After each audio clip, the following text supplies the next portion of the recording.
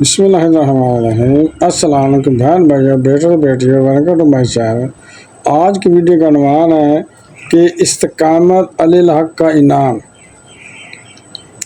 حضرت سیدنا ابراہیم بن حسین بن دزیل رحمۃ اللہ سے منقول ہے کہ جن دنوں خلق قرآن کا مسئلہ زوروں پر تھا، علماء کرام رحمۃ اللہ علیہم کو سخت دجتوں کا سامنا تھا۔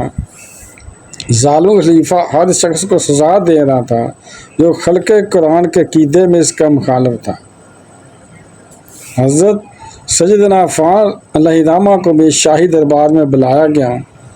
وہ خچر پر سوار ہوئے، میں نے خچر کی لگام تھامی اور ہم دونوں شاہی دربار پہنچے۔ بڑے دربار میں جب ان سے پوچھا گیا کہ کیا تم اس بات کے قائل ہو کہ کلام اللہ کی مخلوق ہے؟ انہوں نے جواب دینے سے انکار کر دیا اور خاموش رہے۔ انہیں بار بار مجبور کیا گیا کہ کلام اللہ کو مخلوق کہو، یعنی قرآن پاک کو اللہ کی مخلوق کہو، لیکن انہوں نے یہ بات تسلیم نہ کی اور اس عقیدے پر ڈٹے رہے کہ قرآن پاک اللہ تعالیٰ کا کلام ہے، یعنی قرآن پاک جو ہے وہ اللہ تعالیٰ کی مخلوق نہیں ہے، وہ اللہ کا کلام ہے۔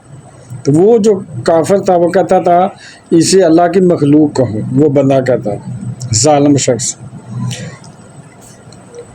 اور کلام اللہ کی صفت ہے نہ کہ مخلوق۔ ان سے کہا گیا اگر تم نے پھر ان سے کہا بزرگوں سے کہ اگر تم نے قرآن پاک کو مخلوق نہ مانا تو 1000 درہم جو ہر ماہ تمہیں بطور وظیفہ دیے جاتے ہیں وہ بند کر دیے جائیں گے۔ دھمکی لگائی کہ تمہیں وظیفہ دیا جاتا ہے وہ بند کر دیا جائے گا۔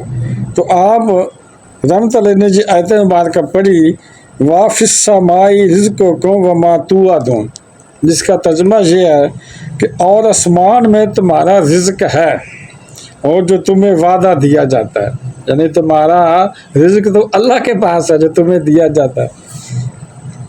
پھر آپ رحمت اللہ گھر تشریف لائے تو گھر کے تمام افراد جو قوم پہ 40 تھے سب نے آپ سے دوری اختیار کر لی۔ جب آپ گھر آئے تو آپ کے خاندان کے جو لوگ تھے تقریباً 40 تھے، سب آپ سے علیحدہ ہو گئے۔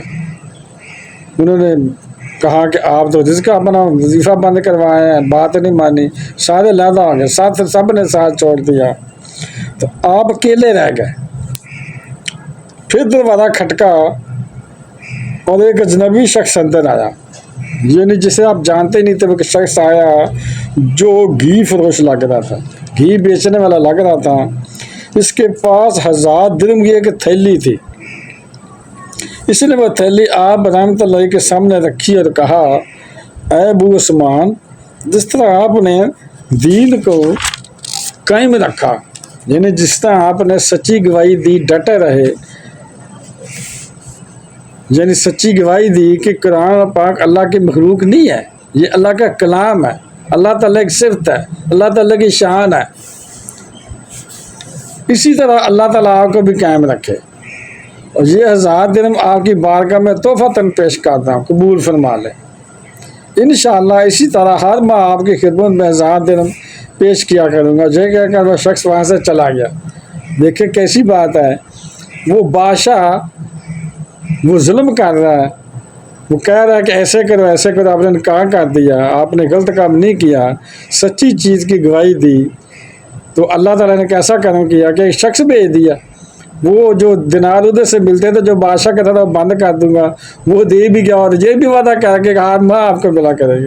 اللہ تعالیٰ نے اپنی ادھر سے وظیفہ لگا دیا۔ یہ ہوتے تھے سچے لوگ۔ تو بہن بھائیو، بیٹے بیٹیوں، اگر آپ کو میری یہ ویڈیو اچھی لگی ہے تو اسے صدقہ جاریہ سمجھ کر آگے شیئر کر دیں، اور اگر ابھی تک آپ نے میرے چینل کو سبسکرائب نہیں کیا تو لازمی سبسکرائب کر لیں اور بیل کو دبا کر آل پر کلک کر دیں تاکہ میری آنے والی اچھی سے اچھی ویڈیوز آپ کو ملتی رہے۔ چلو ملتے ہیں نیکسٹ ویڈیو میں۔ السلام علیکم، خدا حافظ۔